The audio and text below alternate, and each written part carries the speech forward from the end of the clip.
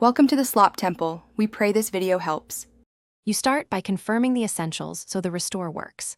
Sign into the same Apple ID you used before and verify your Apple Music subscription in Settings Music. This ensures your library will reappear. Once done, connect to a stable Wi-Fi network and plug into power so downloads won't pause.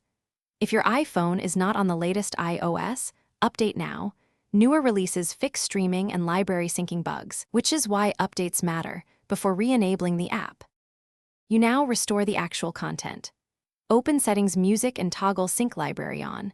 This pulls your songs, playlists, and preferences from iCloud so everything matches your other devices. If prompted inside the Music app, agree to enable iCloud Music Library to merge or replace local tracks. Choose Merge to keep downloads. Then tap each playlist or album and download for offline access by tapping the cloud icon. This prevents gaps when you're offline and speeds up play. You finish by verifying playback and resolving residual issues.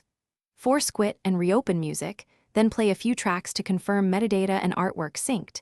If items are missing, restart the iPhone to refresh services.